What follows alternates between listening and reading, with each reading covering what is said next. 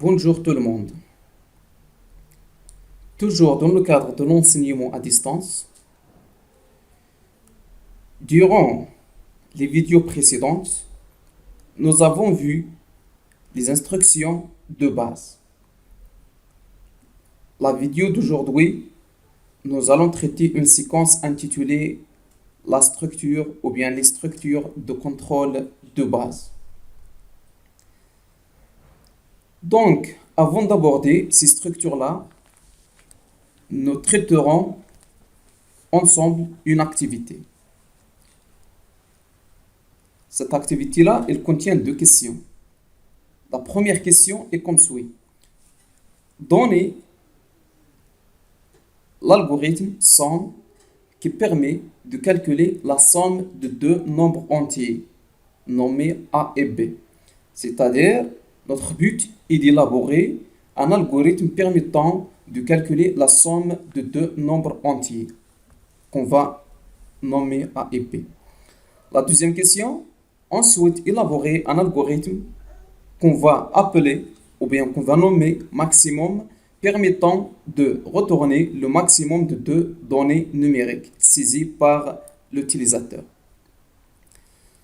Donc, pour répondre à ces questions-là, nous allons appliquer la démarche qu'on a vue pendant les vidéos précédentes, c'est-à-dire la démarche algorithmique contenant le problème, analyse, algorithme, traduction, programme, exécution, résultat.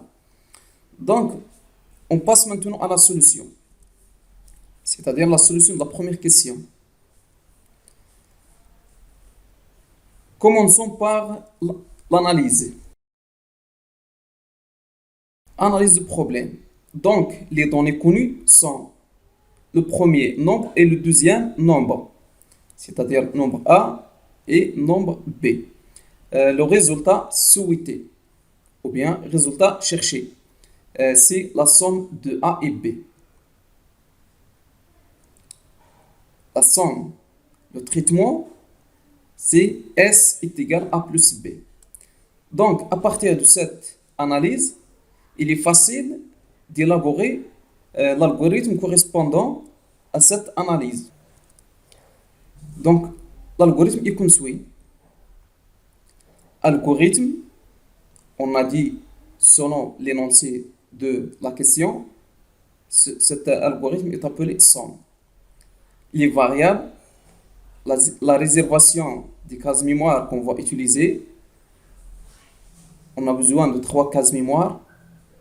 Une pour stocker le premier nombre, la deuxième pour stocker le deuxième nombre et la troisième case mémoire pour stocker le résultat de la somme de A et B. On a dit que ces nombres-là sont des entiers. Début. Donc, il faut tout d'abord lire les deux nombres. C'est pour cela qu'on va essayer d'utiliser les instructions que nous avons traitées dans la vidéo précédente. L'instruction écrire donner le nombre A. C'est-à-dire, nous allons trouver, ou bien l'ordinateur va nous afficher ce message-là sur l'écran. Lire A. Écrire, donner le nombre B. Lire le nombre B. Donc, jusqu'à présent, nous avons saisi le nombre A et le nombre B. C'est-à-dire, on peut calculer la somme de ces deux nombres. Alors, l'instruction que l'on peut utiliser pour calculer cette somme-là est, on l'appelle l'affectation. C'est-à-dire, la somme de A plus B, le résultat de cette opération-là, on va l'affecter à la variable S. C'est-à-dire, S reçoit A plus B. Donc, le résultat de cette somme-là existe dans la variable S, c'est-à-dire dans la case mémoire nommée S. Maintenant, on passe à l'instruction suivante permettant d'afficher le résultat, c'est-à-dire la somme de A et B est S. Fin. Très bien. Donc cet algorithme-là, on va l'appeler algorithme 1. On passe maintenant à la deuxième question. On va commencer par l'analyse de problème. Donc, on souhaite déterminer le maximum de deux données numériques. Donc, alors, quelles sont les données connues dans cette question-là? Alors, il faut avoir le nombre 1 et le nombre 2. C'est-à-dire, les données connues sont nombre 1, nombre 2. Le résultat cherché, c'est le maximum. C'est-à-dire, on va comparer le nombre 1 et le nombre 2. Le maximum. Maintenant, comment trouver le maximum à partir de nombre 1 et nombre 2? C'est-à-dire le traitement à effectuer. Nous allons effectuer une comparaison. Si nombre 1 est supérieur à nombre 2, on dit que le maximum de ces deux nombres est le nombre 1. Si nombre 1 est inférieur à nombre 2, on dit que le nombre 2 est le maximum de ces deux nombres. On passe maintenant à l'algorithme correspondant à cette analyse. Algorithme maximum, variable. Donc, combien de cases qu'on va utiliser dans cet algorithme-là? On a besoin de 3 cases mémoire. La première case sert à contenir le nombre 1, la deuxième case pour contenir le nombre 2 et la troisième case pour contenir le maximum, c'est-à-dire le résultat de la comparaison de nombre 1 et nombre 2. Début, toujours, il faut saisir le nombre 1 et le nombre 2. Nombre 1, lire nombre 1, écrire, donner le nombre 2, lire nombre 2. Maintenant, comment faire pour trouver le maximum de ces deux nombres? Donc, on va effectuer une comparaison ou bien un test.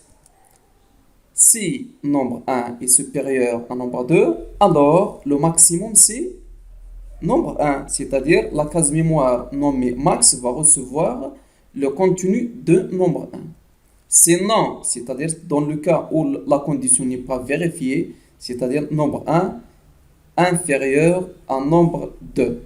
Alors, dans ce cas, le maximum va recevoir, ou bien la case mémoire max va recevoir nombre 2.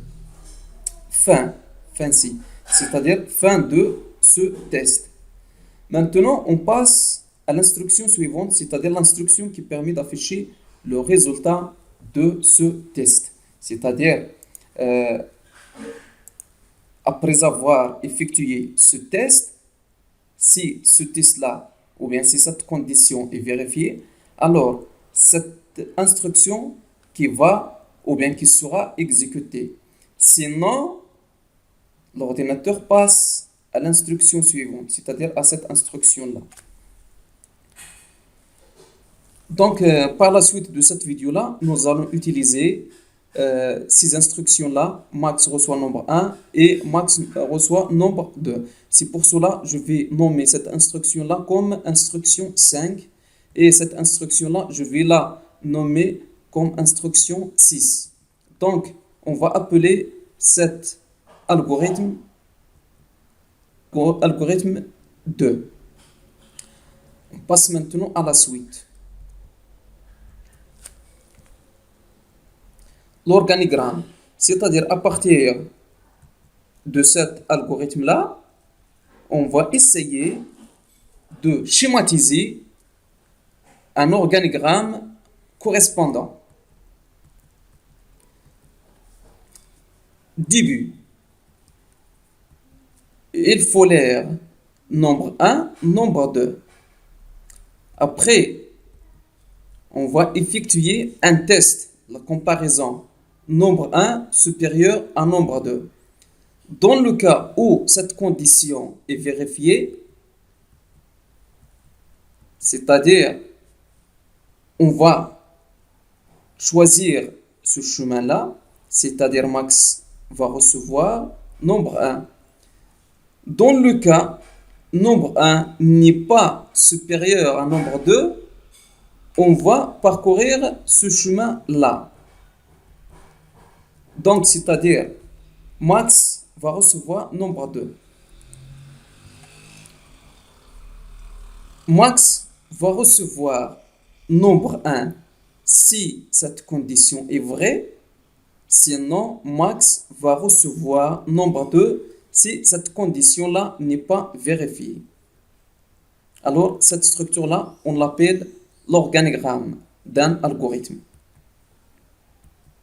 Fin.